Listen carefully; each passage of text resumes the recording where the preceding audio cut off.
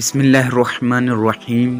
السلام علیکم معزز خواتین و حضرات، اللہ پاک نے اپنے آخری نبی محمد عربی صلی اللہ علیہ وآلہ وسلم کی محبت اور الفت کی دولت سے انسانوں کے علاوہ جمادات، نباتات، حیوانات، حتیٰ کہ جنات کو بھی حصہ ادا فرمائی۔ انسانوں کی طرح بے شمار جنات بھی آپ صلی اللہ علیہ وآلہ وسلم پر ایمان لا کر آج تبلیغ اسلام کی خدمت میں مصروف ہیں۔ آج کی اس ویڈیو میں پیارے نبی حضرت محمد صلی اللہ علیہ وآلہ وسلم اور ایسے ہوشیار جن کا واقعہ آپ کے ساتھ شیئر کریں گے کہ جو آدھا انسان کی شکل میں تھا اور آدھا جن تھا۔ یہ عجیب واقعہ جسے سن کر آپ دنگ رہ جائیں گے، بلکہ ایک ایسے صحابی جن کا عجیب و غریب واقعہ بھی ویڈیو کے آخر میں آپ کے ساتھ شیئر کریں گے۔ یہ صحابی جن ابھی حالیہ ہی ہندوستان میں اللہ والوں کو ملے، اور اس جن صحابی نے رسول اللہ صلی اللہ علیہ وآلہ وسلم کی ایک حدیث بھی بیان کی۔ آج مدارس میں اسی جن صحابی کی بیان کی ہوئی یہ حدیث بھی طلباء کو پڑھائی جاتی ہے۔ صحابی جن کی یہ حدیث آپ کو بھی اس ویڈیو میں بتائیں گے۔ ناظرین، جنات کا یہ واقعہ معجزات کی کتاب جامع المعجزات کے صفحہ نمبر 7 پر یوں بیان ہوا ہے کہ مکہ مکرمہ میں ولید نامی ایک کافر رہتا تھا، جس کے پاس ایک سونے کا بت تھا جس پر وہ پوجا کیا کرتا تھا۔ ایک دن اس بت میں حرکت پیدا ہوئی اور وہ کہنے لگا، لوگو، محمد صلی اللہ علیہ وآلہ وسلم اللہ کے رسول نہیں ہیں، معاذ اللہ، ان کی تصدیق نہ کرنا۔ اس بات پر ولید بڑا خوش ہوا اور باہر نکل کر اپنے دوستوں سے کہا، مبارک ہو، آج میرا معبود بولا ہے اور اس نے صاف صاف کہا ہے کہ محمد صلی اللہ علیہ وآلہ وسلم اللہ کے رسول نہیں ہیں، معاذ اللہ۔ اب یہ سب ماجرا سن کر لوگ فوراً ولید کے گھر آئے تو دیکھا کہ واقعی اس کا بت یہ جملے دہرا رہا ہے۔ اب وہ لوگ بھی بہت خوش ہوئے اور دوسرے دن نیک اعمالان کے ذریعے ولید کے گھر میں ایک بہت بڑا اجتماع رکھا گیا تاکہ اس دن بھی وہ لوگ بت کے منہ سے وہی جملہ سنیں۔ جو بڑا اجتماع ہو گیا تو ان لوگوں نے رسول اللہ صلی اللہ علیہ وسلم کو بھی دعوت دی تاکہ رسول اللہ صلی اللہ علیہ وآلہ وسلم بھی خود تشریف لا کر بت کے سامنے بت کے منہ سے وہی الفاظ سن جائیں۔ لیکن اب رسول اللہ صلی اللہ علیہ وسلم اور صحابہ بھی تشریف لے آئے۔ جب رسول اللہ صلی اللہ علیہ وآلہ وسلم آئے تو بت بول اٹھا کہ اے مکہ والو، خوب جان لو کہ محمد صلی اللہ علیہ وسلم اللہ کے سچے رسول ہیں اور ان کا ہر ارشاد سچا ہے اور ان کا دین برحق ہے۔ اے لوگو، تم اور تمہارے بت جھوٹے ہیں، بلکہ گمراہ کرنے والے ہیں۔ اگر تم اس سچے محمد پر ایمان نہ لائے تو جہنم میں جاؤ گے۔ بس عقل مندی سے کام لو اور اس سچے رسول صلی اللہ علیہ وآلہ وسلم کی غلامی اختیار کر لو۔ بدھ کا یہ مکمل درس سن کر ولید بڑا گھبرایا اور اپنے معبود کو پکڑ کر زمین پر دے مارا اور اس کے ٹکڑے ٹکڑے کر دیے۔ ناظرین، اب دل تھام کر سنیں، لوگوں کی اس اجتماع سے رسول اللہ صلی اللہ علیہ وسلم جب فاتحانہ طور پر واپس ہوئے، راستے میں گھوڑے کا سوار جو سبز پوش تھا رسول اللہ صلی اللہ علیہ وسلم سے ملا اور اس کے ہاتھ میں تلوار تھی جس سے خون بہہ رہا تھا۔ رسول اللہ صلی اللہ علیہ وسلم نے فرمایا، تم کون ہو؟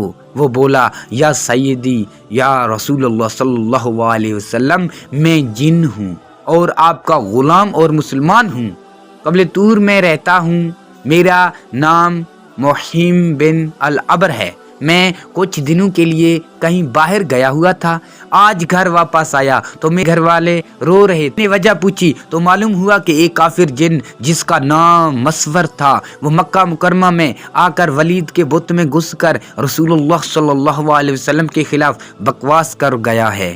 اے اللہ کے رسول صلی اللہ علیہ وسلم، مجھے سخت غصہ آیا، میں تلوار لے کر اس کے پیچھے دوڑا اور اسے راستے میں قتل کر دیا، اور پھر میں خود ولید کے بت میں گھس گیا اور جو کچھ کہا میں نے ہی بولا ہے۔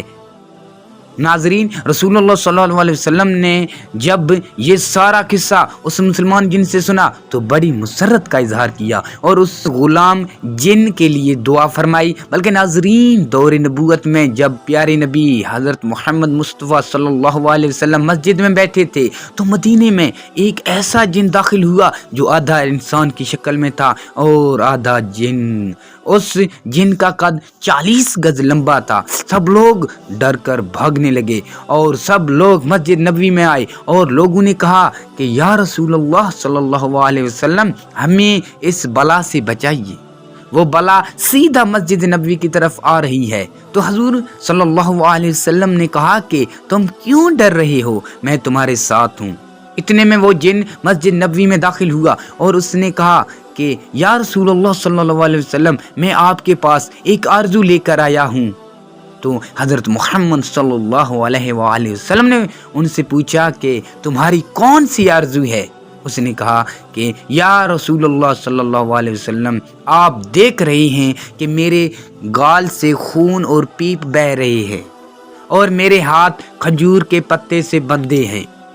رسول اللہ صلی اللہ علیہ وسلم نے فرمایا کہ تمہارے ہاتھ کس نے اور کب باندھے ہیں؟ تو اس نے کہا کہ حضرت آدم علیہ السلام سے 30,000 سال پہلے مجھے اللہ نے زمین پر پیدا کیا۔ میری طاقت تمام جنوں مخلوق سے زیادہ تھی اور میں جنوں پر ظلم کیا کرتا تھا۔ جو بھی جن مجھے ملتا تو میں اس کو مار دیتا تھا یا اس کو معذور بنا دیتا تھا۔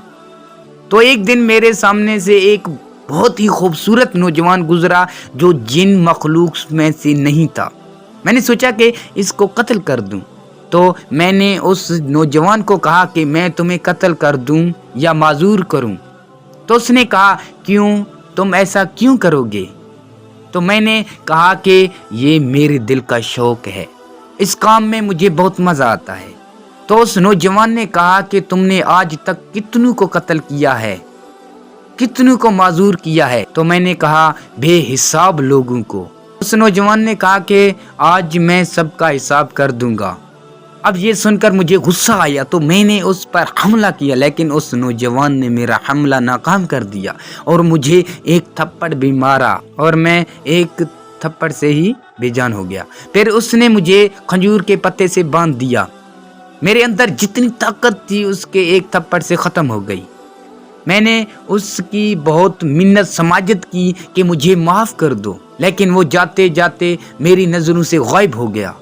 میں اپنی قوم کے پاس گیا، لیکن نہ ہی میرا درد گیا اور نہ ہی کوئی میرے ہاتھ کھول پایا اور سب بے بس ہو کر چلے گئے۔ پھر اللہ نے حضرت آدم علیہ السلام کو پیدا کیا۔ میں ان کے پاس بھی گیا، لیکن انہوں نے بھی کوشش کی، نہیں کھول پائے، اور ابھی بہت سارے اللہ کے نبی آئے لیکن کوئی نہ کھول پایا۔ اب میں حضرت ابراہیم کے پاس گیا تو وہ بھی نہ کھول پائے۔ اوپر سے اللہ کی وحی آئی ہے، اے ابراہیم اس کو چھوڑ دو، اس کو وہی کھولے گا جس نے اس کو باندھا ہے۔ تو میں نے پوچھا اچھا کہ وہ کون ہے جو کھول پائے گا؟ تو انہوں نے آپ کا بتایا۔ تب سے میں آپ کے انتظار میں ہوں اور آج جا کے میرا انتظار ختم ہوا۔ اس کے ہاتھ کھل گئے اور اس کی گال سے خون آ رہا تھا وہ بھی بند ہو گیا اور اس کے قوت بھی واپس آ گئی۔